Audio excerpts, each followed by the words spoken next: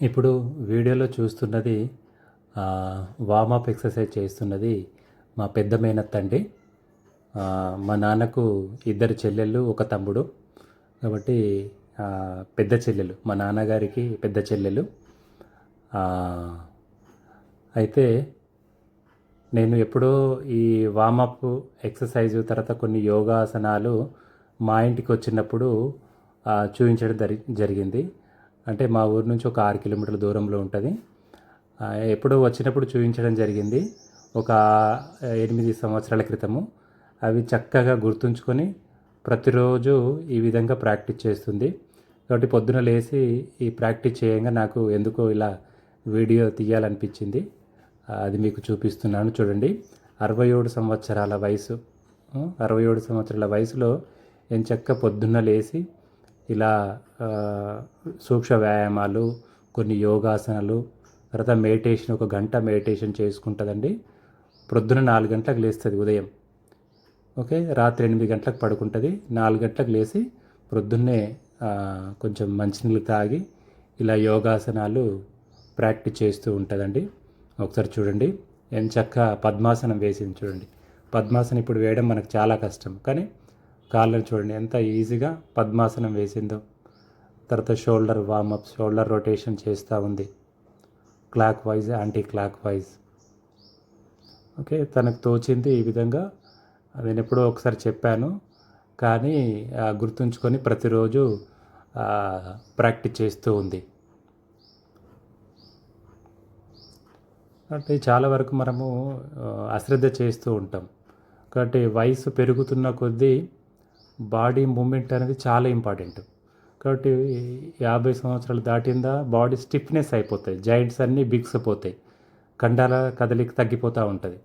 కాబట్టి ప్రతిరోజు ఒక 20 నిమిషాల, అరగంటన మీకు తోచిన సమయాన్ని పొద్దున్నే ఇలా జాయింట్స్ అన్నీ కదిలించడం ద్వారా యాక్టివేట్ అవుతాయి. బ్లడ్ సర్క్యులేషన్ ఇంప్రూవ్ అవుతుంది, మజిల్స్ చాలా స్ట్రెంథన్ అవుతాయి, జాయింట్స్ ఫ్లెక్సిబిలిటీగా మారుతాయి. ఓకే, చూడండి, వ్రిస్ట్ రొటేషన్ చేస్తూ ఉంది, clock wise, anti clock wise. ఎంచక్క ప్రాక్టీస్ చేస్తూ ఉంది. కాబట్టి ప్రతిరోజు మనం కూడా ఒక అరగంట, గంట సాధన చేసే ప్రయత్నం చేయాలి. ఓకే, చూడండి, హాలాసన చేసే ప్రయత్నం చేస్తుంది. ఓకే, 90 డిగ్రీస్ హాలాసన ట్రై చేస్తుంది.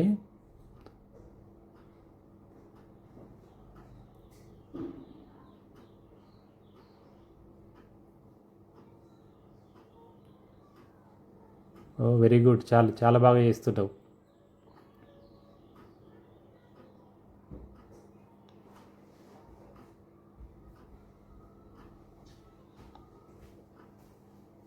ఓకే, దాని తర్వాత పవన ముక్తాసన చూడండి. పవన ముక్తాసన ఎలా చేస్తుందో. ఏకపాద పవన ముక్తాసన.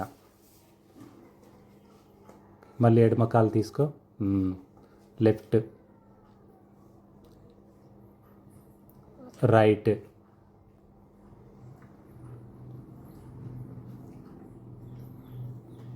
లెఫ్ట్. ఓకే, ఏకపాద పవన ముక్తాసన చేస్తూ ఉంది. ఓకే, ఈ పవన ముక్తాసన సో గ్యాస్ ట్రబుల్కు చాలా బాగా పనిచేస్తుంది. గ్యాస్ ట్రబుల్ ఉన్నవాళ్ళు ప్రతిరోజు ఈ విధంగా పవన ముక్తాసన మీరు సాధన చేయండి. తర్వాత నడునొప్పి ఉన్నవాళ్ళు కూడా ఇది ప్రతిరోజు సాధన చేయొచ్చు. అదేవిధంగా భుజంగాసన చేస్తూ చూడండి. భుజంగాసన, పూర్ణ భుజంగాసన.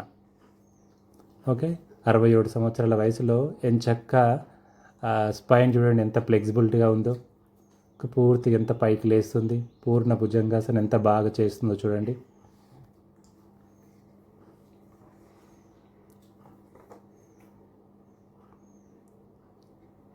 ఓకే, సలభాసన. ఓకే, ఇది భుజంగాసన, సలభాసన నడునొప్పికి చాలా బాగా పనిచేస్తుంది. కాబట్టి నడునొప్పి ఉన్న వాళ్ళు ఈ 2 ఆసనాలను ప్రతిరోజు మీరు ప్రాక్టీస్ చేస్తూ ఉండండి. ఓకే, భుజంగాసన, పూర్ణ భుజంగాసన ఒక 6 సార్లు, పవనముక్తాసన సలభాసన, లెఫ్ట్ ఎడమ కాలు 6 సార్లు, కుడి కాలు 6 సార్లు, 12 సార్లు.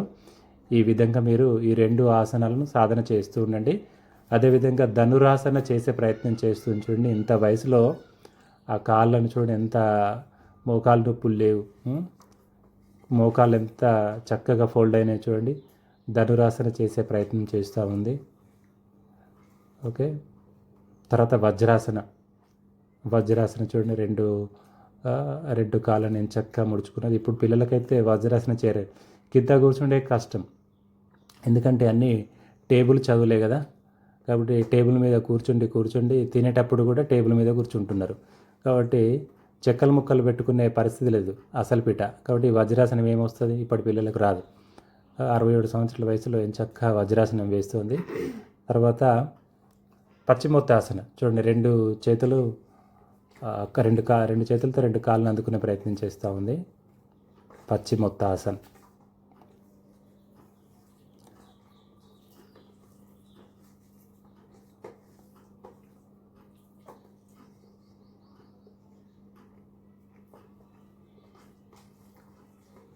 ఒకటి ఎందుకు చూపిస్తానంటే, మనం కూడా మన యోగా కోసము, ఎక్సర్సైజ్ కోసము మన విలువైన సమయాన్ని ఒక అరగంట, గంట ఇలా ప్రతిరోజు మనం ఇచ్చుకున్నట్లయితే మనం హెల్తీగా జీవించవచ్చండి. అనారోగ్య సమస్యలు రాకుండా మనం కాపాడుకోవచ్చు. అందుకోసమని ఈ విధంగా ఇంత వయసులో పొద్దున్న లేచి చేస్తుంది నాకే చాలా బాగా అనిపించి ఈ విధంగా రికార్డ్ చేయడం జరుగుతూ ఉంది. చూడండి, బ్యాక్ బెండింగ్ చేస్తూ ఉంది. ఓకే, నడుము నొప్పికి ఇది కూడా బాగా పనిచేస్తుంది. 2 చేతులు నడుము భాగానికి పెట్టి మీరు శ్వాస తీసుకుంటూ వెనుకకు వంగుతూ ఉండాలి. ఓకే, బ్యాక్ పెయిన్ ఉన్న వాళ్ళు ఈ విధంగా కూడా చేసుకోవచ్చు. ఓకే, అదేవిధంగా side bending. Okay, right side bending, left side bending, right side bending, left side bending, right side bending, left side bending. Okay, ఇది కూడా బ్యాక్ పెయిన్కు చాలా చక్కగా పనిచేస్తే బ్యాక్ పెయిన్ ఉన్న వాళ్ళు రోజు ఈ విధంగా ప్రాక్టీస్ చేస్తూ ఉండండి. ఓకే, ఇది ఎక్కువ చేయకూడదు. నడునొప్పి ఉన్న వాళ్ళు ఎక్కువ చేయకూడదు. కాబట్టి ఇంత వయసులో నడునొప్పి లేదు మా పెద్దక్కకు. నేను చక్కగా ఆ పాదాలను అందుకునే ప్రయత్నం చేస్తుంది చూడండి. 67 సంవత్సరాల వయసులో ఎంత చక్కగా యోగాసనాలు వేస్తుందో. కాబట్టి నడునొప్పి ఉన్న వాళ్ళు ఇలా ముందుకు వంగద్దు, వెనుకకు వంచే ఆసనాలు, సైడ్కు వంచే ఆసనాలు చేస్తూ ఉండండి, కానీ ముందుకు వంగకూడదు. ఓకే, ఏ నడునొప్పి లేదంటే మీరు ఏం చక్కగా ఏ విధంగా చేసుకోవచ్చు. థ్యాంక్ యూ అండి. పెద్దక్క, నువ్వు మంచిగా యోగా చేస్తున్నావు కదా, నీకు తెలియకుండా నేను వీడియో తీసిన. ఓకే, ఇప్పుడు నీ ఆరోగ్యం గురించి నువ్వు చెప్పాలి. ఎంత వయసు ఉంటుంది పెద్దక్కనికి ఇప్పుడు? 67 నడుస్తున్నాయా? ఓకే, ఏమన్నా ఆరోగ్య సమస్యలు ఉండేనా నీకు? ఆరోగ్య సమస్యలు ఉన్నాయా? 60 లెక్కలలో కొంచెం వాతం వచ్చింది. 60 సంవత్సరాల వయసు అప్పుడు వాతం లెక్క వచ్చింది. అప్పటి నుంచి కొంచెం జాగ్రత్తలు తీసుకుంటున్నాను. ఈ రోజు ప్రతిరోజు ఈ యోగా చేస్తావు. యోగా ఇంకేం చేస్తావు? ధ్యానంలో కూర్చుంటావా? ఎంతసేపు కూర్చుంటావు ధ్యానంలో? గంట టైం. రోజు గంట టైం తీసుకుంటావు. ఈ ఎక్సర్సైజ్లన్నీ చేసుకుంటావు రోజు? ఎన్ని గంటలకు లేస్తావు పొద్దున? 4 గంటలకు. పొద్దున 4 గంటలకు లేస్తావు. 4 గంటలకు లేచి యోగా ధ్యానం చేస్తావు. ఇప్పుడు అయితే కొంచెం వాతంలాగా వచ్చి తగ్గిపోయింది. అప్పటి నుంచి కొంచెం జాగ్రత్త తీసుకుంటున్నావు. ఎన్ని పూటలు తింటావు రోజు భోజనం? 2 పూటలా? ఎప్పుడు? పొద్దున ఎప్పుడు? పొద్దున 10 లెక్కలలో తింటావు. రాత్రికి? రాత్రి 7:30. ఎప్పుడు పడుకుంటావు మరి? 8:30 వండుకుంటావు. 8-8:30 వరకు వండుకుంటావు రోజు. మబ్బులనేమో 4 గంటలకు లేస్తావు, రాత్రి 8:30 వరకు పడుకుంటావు. అదే నీ ఆరోగ్య రహస్యం అంటే నిద్ర మంచిగా ఉంచుకుంటున్నావు ఆ? పొద్దున్న ఎక్సర్సైజ్ చేస్తున్నావు, తర్వాత మెడిటేషన్ ధ్యానం అయితే చేస్తున్నావు రోజు. ఉమ్. మరి ఈ ఛాయ్ లాంటిది ఇట్లాంటి ఏమైనా అలవాట్లు ఉన్నాయా? ఉండే కానీ బంద్ అయింది. పని చేసినావు. బంద్ చేసి ఉమ్. మరి మీ కోడలు కూడా ఛాయ్ బాగా తాగుతుంది కదా? ఏ కూడలు కూడా తాగుతలేదు. ఇప్పుడు మంచిగా అనిపిస్తలేదు, తాగుతలేదు, బంద్ చేసి. బంద్ చేసింది. ఎందుకు? ఈ ఛాయ్ చక్కెర ఎక్కువ వాడడం ద్వారా వాడద్దని బీపీ వాతం లాంటి సమస్యలు పెరుగుతాయని కొంచెం అవగాహన వచ్చింది, తెలుసుకున్నారు, తెలుసుకున్నారు. బంద్ చేసింది. నువ్వు బంద్ చేసినావు, కోడలు కూడా బంద్ చేసింది. బంద్ చేసింది. ఓకే. ఆ పెద్దక్క, ఇప్పటి పిల్లగాళ్ళకు యువకులకు నువ్వు ఆరోగ్యంగా ఉండాలంటే ఏం చెప్పదలుచుకున్నావు? మంచిగా ఉండాలంట, మంచిగా కోరుకుంటారు. ఎదుటి వాళ్ళు కూడా మంచిగా ఉండాలంట. నా కోరికనే అది. ఓకే. పిల్లలు మా ఇంటి కుటుంబం కూడా పిల్లగాళ్ళు ఉండాలంటే పట్టించుకుంటలేరు. ఓకే. వాళ్ళు కూడా ఇట్లా యోగా లాంటివి చేసుకుంటే, వాకింగ్ చేసుకుంటే మంచిదంటావా? మంచిది, ప్రతిరోజు మంచిదే. కానీ వాళ్ళు చేస్తలేరు. ఇంటూరా పిల్లలు ఇప్పుడు? ఇంటలేరు, ఇనకనే కదా. ఎప్పుడు పడుకుంటారు పిల్లలు ఇప్పుడు? 10-10:30. 10-10:30 పడుకుంటారు. పడుకుంటారు. ఎప్పుడు లేస్తారు? 7-7:30 లేస్తారు. 7-7:30కు లేస్తారు. అప్పుడు మన ఆరోగ్యం అనేది పాడవుతుంది. కాబట్టి ప్రొద్దున లేచి ఈ యోగా వాకింగ్ అనేది చేసుకోవడం ద్వారా ఆరోగ్యంగా ఉండొచ్చు అంటావు. ఉండదు, టైం ప్రకారం చేస్తేనే మంచిది. మనకు మంచిగా ఉంటుంది. ఎంత టైం దాకా కూడా పండుకోవద్దు. అంతే, రాత్రి దాకా వండుకోవద్దు. పండుకోవద్దు. ఓకే. ఓకే, సంతోషం. చాలా బాగా చేస్తున్నావు. ప్రతిరోజు ఈ యోగా, ఈ మెడిటేషన్ అనేది చేసుకో. అట్లా చేసుకుంటే ఈ వాతము, ఈ బీపీ లాంటివి పెరగకుండా, ఈ నొప్పులు రాకుండా ఉంటుంది. అంతేనా? అంతే.